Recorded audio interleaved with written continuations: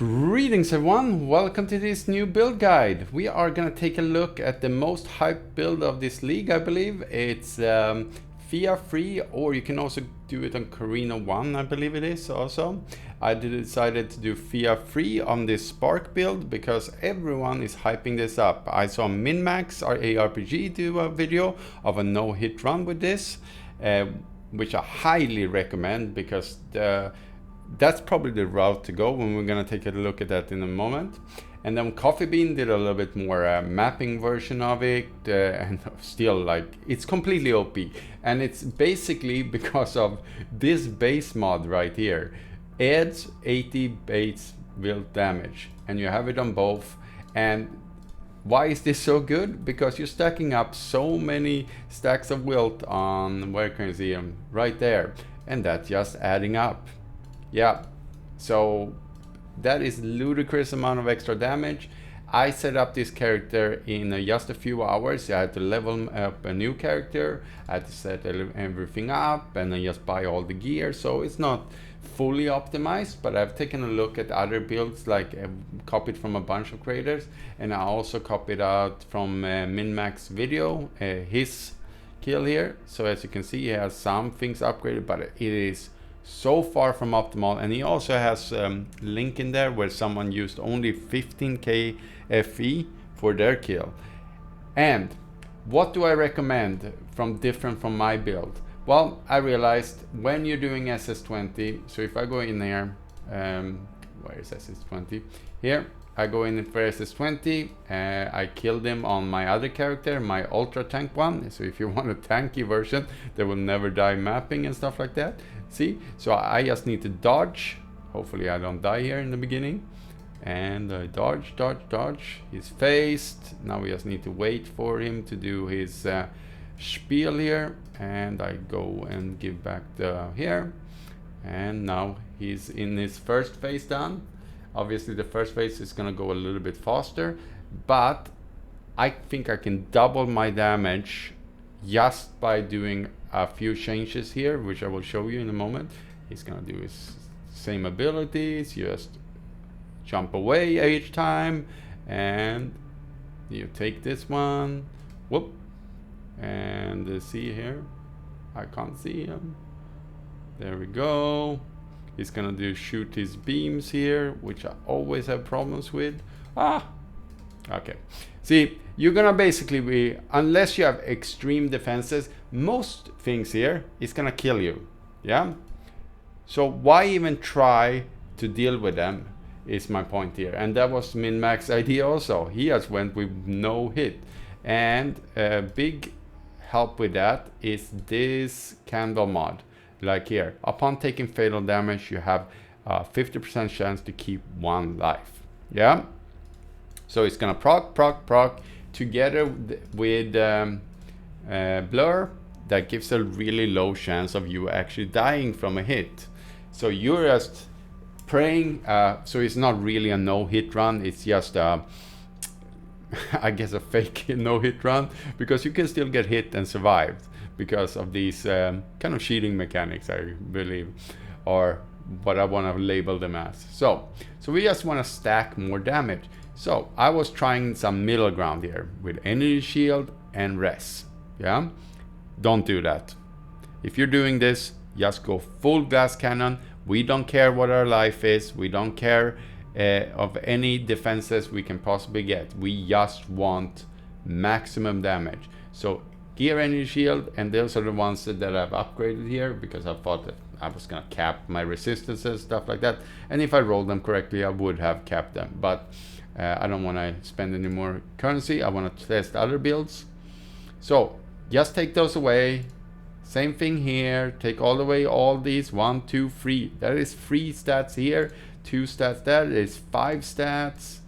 We have here also. That's 6, 7 stats that you can put damaging mods on instead. That's basically half of all the damaging mods on these.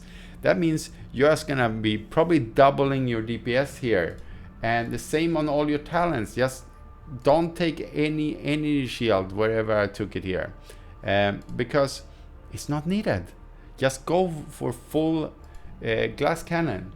So we're gonna take a look at some other things here. Also, the uniques are not very expensive. So if I click here, clear, and see 90.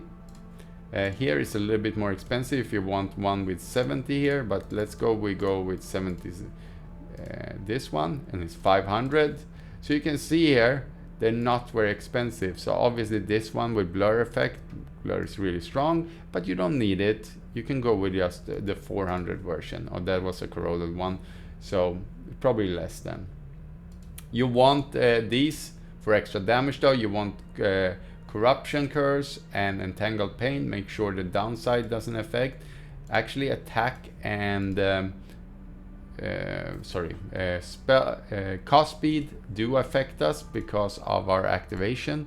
So we have a 0.5 here, but also bonus the additional cost speed also apply the cooldown recovery on support skills. So it just affects it a little bit. So keep that in mind. So that downside is actually hurting us. Not too much, but it adds up. Yeah. For our other gear pieces, just blur. Here I missed even the corruption, but I got deep pain, so I kept it. And here's something important I want to point out. Like dirty tricks here, you can have a bunch of different from your blending in your races. So you want to kind of balance it out here, because I know that some people are going to take a look at my gear, and especially my pedigree, every time I make a video, and I say, well, this one is very expensive. Well, it's not, because this one is actually very cheap. That's why I bought it. There was a bunch of them on the market. But let's say someone snipes it before you. Yeah, then you take a look at this. Okay, I have dirt and days here, but I can get dirt and days on other places. So I can get it on this tree here. This one I can probably not exchange, but this I can. Maybe I put in subtle impact and put in forbidden power instead here. Or I go on this one. He took dirt here, so he didn't have dirt on his pedigree. I already have that, so I took beyond cure here. So this is how you interchange things. Same thing here. Maybe you do this one. Maybe you have stab in the back on your slate, then you take off the beaten track, and then you can just take away all the different sealed mana compensation on this. So that opens up 2 more stats. So this is how you need to think. So the belt has one bond, and that one you can decide yourself. Some are more expensive, some are cheaper. So make sure you pick one that is a reasonable price, because some, I don't know why they put some at ludicrous prices, because they're not better than all the rest. It's just a different one. Yeah, so keep that in mind. Some you can change on the talent, some you can change on the belt, and some you can change on the pedigree. You need to find out which is the cheapest version of those all. And pedigree is probably the one you want to bend everything around, because that one can be really expensive. For your skills, obviously Sparke, and I upgraded these myself. You don't need to max out, because 1% extra additional damage is obviously not that much. So maybe you can go for a lower percentage here. You can buy them already leveled. So obviously if I go for a high level one, but if I go a little bit lower to maybe level 30 here, or even 28, maybe it's cheaper. Yeah, see, I can buy one for 1600, and that's fully upgraded. Abomination, put grudge on them. Damage taken, extra good. This one also really good. Then I have not even, some of these are not even leveled, are they? Yeah. And I would just keep it like this. Blink is very good. Multi-strike is only for the extra cooldown recovery speed here. It affects it, so it's just more. Maybe I should probably put more cooldown here also, but yeah. Did he do that? No, he had magic dash also. Black hole for some extra damage on the boss. It's not up all the time, so you probably wanna put extra cooldown. So this one I could have a little bit more cooldown on there also. For here, like I say, you should use min-max candle here. What was it? Determine or whatever, the one that lets you 50% chance of not dying. Would be very good. Projectiles is very strong, so try to get that one also. You can forego also. If you have already a curse on your gear, or sorry, on your slate, then obviously you don't need this one. So I just interchanged here. And because we are not worrying about our defenses, then we can just go and do this. Also, pointing out here, the reason why these are so expensive, the corruption and the entangled pain, is because I needed ones with no downside. You can take all the super cheap ones that have minus resistance, because we don't care. We just want to go in and kill it. So yeah, that would be really good. So you just go for a fully, like, you can even have minus resistance. The boss doesn't care. He's gonna one-shot you either way, so why not just forgo everything? For our packed spirits, we have these ones. Obviously there's other ones. I think there's some, I saw people using other ones. I think they use this one also. This one might actually be stronger because it's 2 extra projectiles, and then you can take other nodes on the candles also. For our Kismets, this one is pretty strong. It will cost me like 100 when I bought it, but now someone has bought out the market. I don't know why. Maybe they're flipping it. So yeah, we have reap duration on everything, and obviously I have cold rest here. That should be in reap duration if I went glass cannon, and then I just took these ones instead because I had before I had iron wall. But again, didn't do anything, and because I tried out Sentinel, then this iron wall just made me do less damage. It puts your block ratio, so block doesn't do anything for your build anymore, but it gives you up to 90% additional damage. 90%, that is a metric ton. If you want more defenses, you have to take block ratio here. If you not want to go Sentinel, I know that MinMax was going for Warlock here instead, and then you would just take Dirty Tricks and Verbal Abuse here, so you can interchange those.